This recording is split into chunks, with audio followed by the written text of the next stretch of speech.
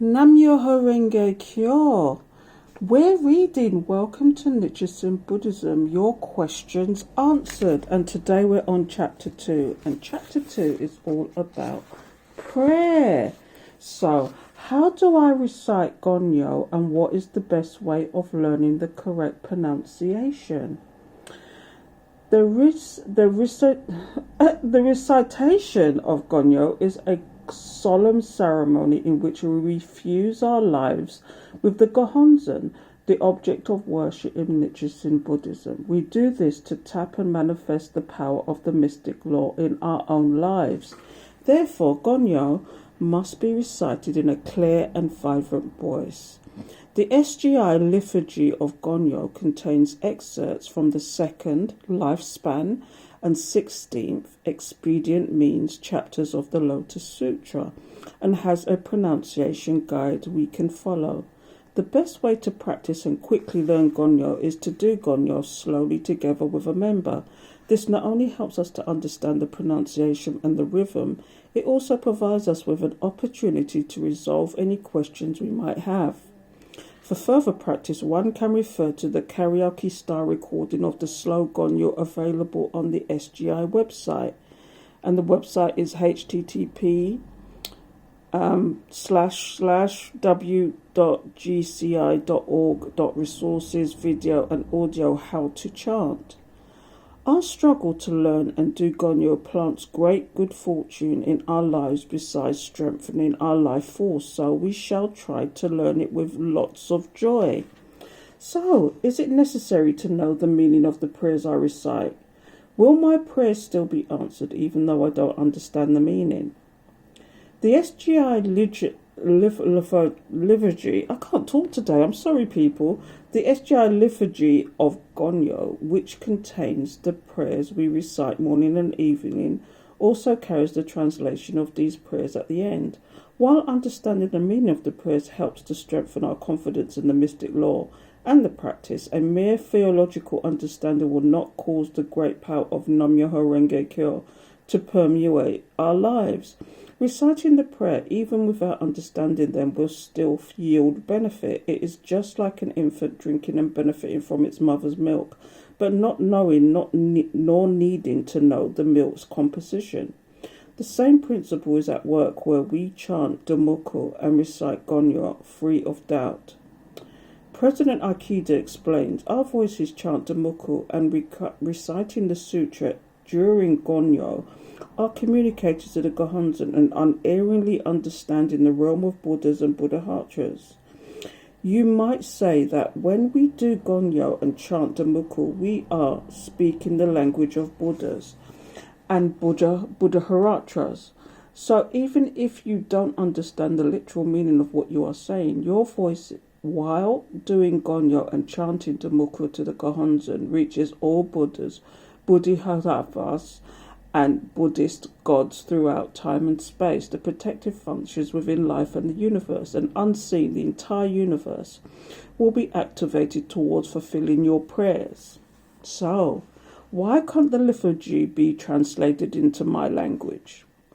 The liturgy contains excerpts from the 2nd and 16th chapter of the Lotus Sutra, which is written in ancient Chinese but pronounced in Japanese. To make it possible for English-speaking people to recite the liturgy in the original language, the same has been Romanized. SGI members all around the world recite Gonyo in the original language as it appears in the liturgy book.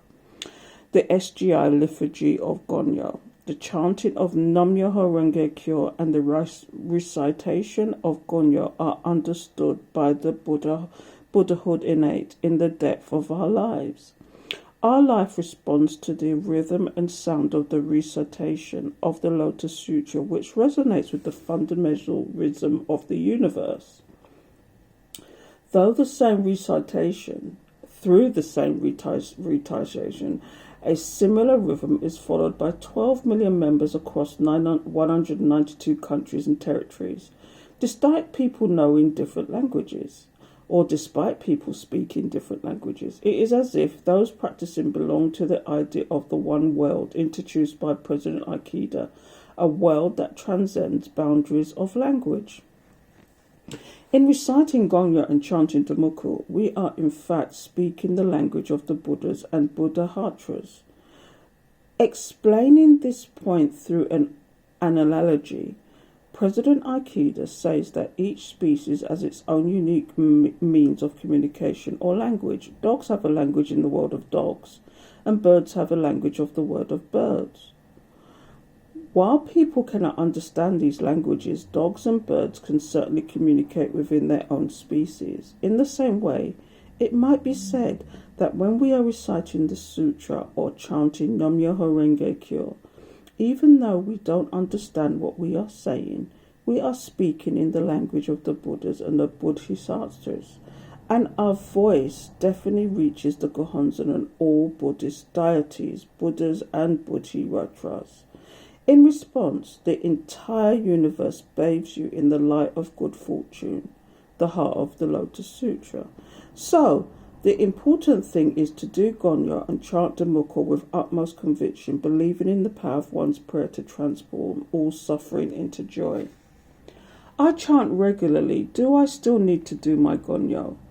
Chanting Nam-Myoho-Renge-Kyo is described as the primary practice, and reciting Gonyo is called the supplementary practice. While the benefit from the primary practice is immense, reciting the portions of the 2nd and the 16th chapter of the Lotus Sutra that comprises Gonyo increases and elevates the beneficial power of the primary practice. Doing Gonyo and chanting Nam-Myoho-Renge-Kyo together represents a solemn ceremony in which our lives commune with the universe. Gonyo is a daily activity in which, through our faith in the Gohonzon, we vigorously infuse our individual lives with the life force of the entire universe. If we do this regularly each morning and evening, our life force is strengthened. This also enables us to tap limitless wisdom, compassion, and courage inherent in our lives. Using the example of a meal, President Aikida explains that chanting Nam-Myoho-Renge-Kyo can be likened to the main course, while Gonyo represents the side dishes such as a salad. Both the main course and side dishes together make up a balanced and enjoyable meal. Hence, Gonyo is important. It is a ceremony which enables us to tap the life state of Buddhahood inherent in us. The 2nd and 16th chapter reminds us that we all have Buddhahood and that we must also help others awaken to that Buddhahood. When we do Gonyo regularly, our life starts changing at the most fundamental level. We gather great good fortune, experience great happiness, set in motion the process of changing our negative karma, and all the protective functions in the universe become our allies. President Aikida writes in Volume 12, The Human Revolution, a person who seriously practices Gonyo and chants Nam-Myoho-Renge-Kyo each day may seem no different in the beginning from one who is lax in these areas. However, 3, 5, or 7 years later, unmistakable differences will emerge. Our aim is to change our karma and carry out human revolution, but the only source of power for accomplishing this is Gonyo and chanting Nam-Myoho-Renge-Kyo. What is the correct attitude with which to do Gonyo and Damoku? Doing the Gonyo with an attitude of appreciation and joy is what we aim towards. It's important to want to sit before the Gohonzon as though we are going to meet Nichiren Daishonin. Therefore, while doing Gonyo and chanting Damoku, our posture must be of respect, and we should keep our eyes open and look at the Gohonzon. We should fold our hands and recite Gonyo in a clear, strong voice that is audible to us and brimming with joy. A weak and unclear voice will not move the heavenly deities.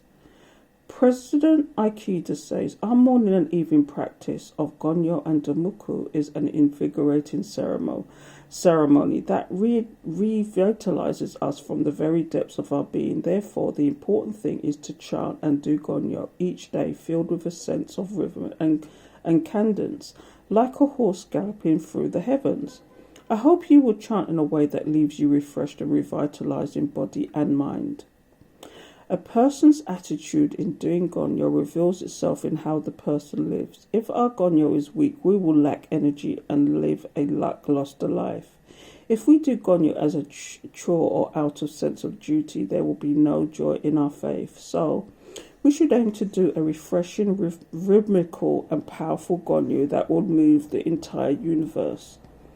When we chant Nam-Myoho-Renge-Kyo and do Gonyo before the Gohonzon, our lives and the universe merge like clogs in a great machine, meshing together with perfect precision, and we begin to move in the direction of happiness. All our 5 senses begin to fuse with the Gohonzon, and we experience a deep sense of fulfillment and joy, along with a feeling of supreme confidence and self-mastery, as if we hold everything in the palm of our hands.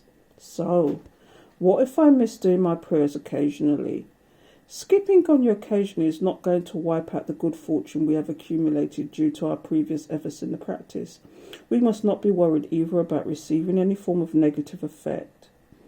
If we are unwell and are running late for work or at an appointment, we need not feel guilty about missing Gonyo or Daimoku. As long as we have sincere faith in the Gohonzon, the good fortune we have accumulated will remain with us. And when we honestly continue to do Gonyo and chant Nam-Myoho-Renge-Kyo, our lives will receive immense benefit. However, even if we are busy and don't always have time for Gonyo, it's important that we continue to challenge ourselves to do Gonyo and Daimoku at these practices for our own happiness. At times, we may have to stretch a little to do our daily practice of Gonyo. We should not begrudge it, as this is what will bring joy in our lives. As the Daishojin writes, both Buddhahood lies in continuing faith. President Aikida affirms, Gonyo is a daily activity in which we purify and prime our hearts and minds. It is like starting the engine for our day's fresh start. It's like grooming ourselves before we set out for the day. There are people who have powerful engines and people who have weak engines.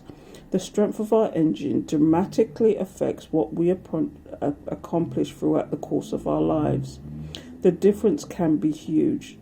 Diligently applying ourselves in our daily practice of the Gonyo and chanting Daimoku boosts the power of our engine. So, I find it hard to focus while chanting Daimoku. What should I do? It's quite natural for our minds to wander while chanting, for various thoughts to surface. Instead of feeling bad about being unable to focus, we should share our thoughts with the Gohonzon in our prayers, as if having a dialogue with a friend.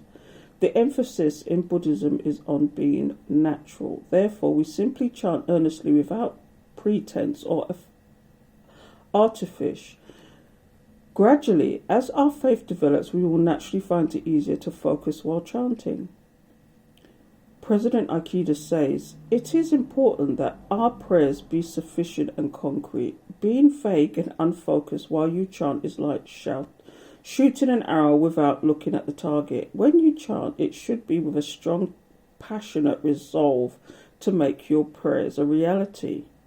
Through our daily practice of chanting Nam-Myoho-Renge-Kyo, we will develop the ability to focus and see ourselves and our own mind more clearly.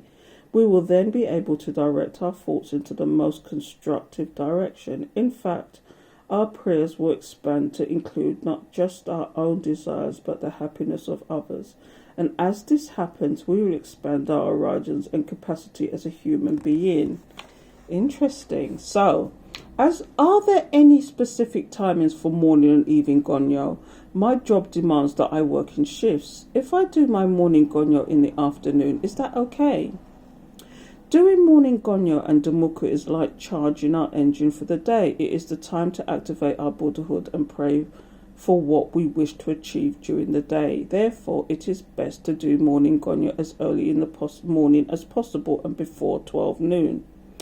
Evening Gonyo and Daimoku allows us to chant with profound gratitude and appreciation for the day, and enable us to introspect on the day's happenings and redetermine towards the next day.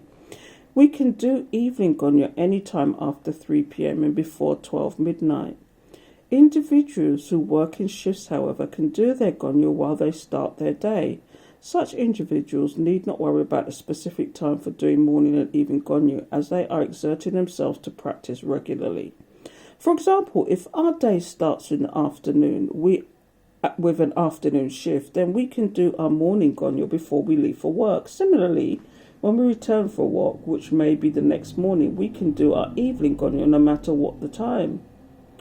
Do I need to observe any rituals in this practice? It is not rituals, but the substance of one's actual faith that matters most. President Aikida clarifies that the most important thing is to want to sit before the Gohonzon as though going to meet Nichiren Daishonin and the Daimoku and Gonyo be enjoyable. Bearing both these points in mind, what most important is that you continue in your Buddhist practice throughout life. There's no need to be overly concerned with formality. Therefore, just sincerely chanting to the Gohonzon without observing any ritual is all that matters. Things such as prayer beads, Buddhist altars, and incense form a part of the ceremonial aspect of faith. Practitioners of Nichiren Buddhism may make use of some or all of them. However, such formalities are subject to change depending on the area or place, which is perfectly acceptable. Nichiren Daishonin states, whether you chant the Buddha's name, recite the sutra, or merely offer flowers and incense, all of your virtuous acts will implant benefits and roots of goodness in your life. And that's from an excerpt on obtaining Buddhahood in this lifetime. So, can Daimoku reach the lives of people living far away or not practicing, or those who have passed away? The power of Nam-Myoho-Renge-Kyo is unfathomable and transcends the three existences of past, present, and future. The light of the Daimoku we chant reaches every corner of the universe, illuminating the lives of even those who have passed away. If you chant Daimoku with the deceased person in mind, you can remove the suffering from their agonized life and impart ease and joy through the rejuvenating and illuminating power of Nam-Myoho-Renge-Kyo, explains President Aikida. So, offering prayer based on the mystic law, chanting Nam-Myoho-Renge-Kyo is the best and truest offering we can make for the deceased. He also says that since chanting Nam-Myoho-Renge-Kyo is so powerful, there is no way that our Daimoku cannot help move the lives of our parents and friends who still with us in the direction of happiness. The mystic law has the power to help all people obtain Buddhahood, filling everyone with the warm light of hope, peace, and comfort. So one should be assured that our Daimoku is also reaching and transforming the lives of our non-practicing family and friends, irrespective of which part of the world they are in. So, is it okay if I chant just for myself? Why do I have to pray for others? People's happiness as well. So I'll read that again. Is it okay if I chant just for myself? Why do I have to pray for other people's happiness as well? It's natural for our prayers to center on our own desires and dreams. However, the practice of Nichiren Buddhism concerns itself with happiness for both oneself and others. The spirit to pray and work for the happiness of others, Koshin Rufu, regardless of one's own problems, is an integral part of our practice. Through chanting for another, we are able to make a great cause and expand our life condition. In such a life state, our own problems cease to be problems and instead function as stepping stones to victory. President Aikida explains that in Buddhism, our prayers are answered only to the extent that we exert ourselves to realize that the Buddha's wish for the happiness of all humanity. The first president of Sokogachi, Tumishorio Machugachi, once said there is no such thing as a self-centered Buddha who simply accumulates personal benefit and does not work for the well-being of others. Initially, we may find it difficult to pray for others, but as we continue to do so, we will find our prayers for our friends and families working. As we watch them become happy, we rejoice in their happiness. Ourselves and others experience joy together. What is the significance of using beads while praying to the Gohonzon? Usually, when members pray to the Gohonzon, they held a set of prayer beads in their hands. While holding the beads in one's hands, one is said to be holding one's life as the beads are fashioned after one's body. The three tufts on the right are the head and both arms. The crossing over of the loop between our left and right palms indicate our navel. The two tufts on the left are our two legs. It is customary to place the beads around the middle fingers of both hands. The third tuft on the right and the tuft on the left, twisting the loop so that it crosses over in the middle between our palms. Each set of prayer beads have 108 beads, which represent the 108 earthly desires, the source of suffering. The 4 smaller beads represents the leaders of the Buddhism of the earth who have vowed to work for the happiness of all humanity. I can never pronounce that word. Buddhism. Bodhisattva's.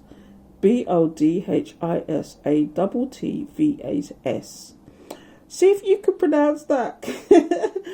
President Akita explains the prayer beads symbolize that through chanting and doing Gonyo before the Gohonzon, we can transform all problems and suffering into fuel to propel us towards happiness.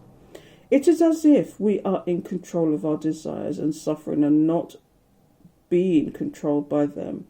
Using beads, however, forms a part of the ritual aspect of faith. They have no special power and are not an essential part of the Buddhist practice. The substance and conviction of our faith are what matters most. So that is the end of chapter 2. I hope that made sense to you and you enjoyed that.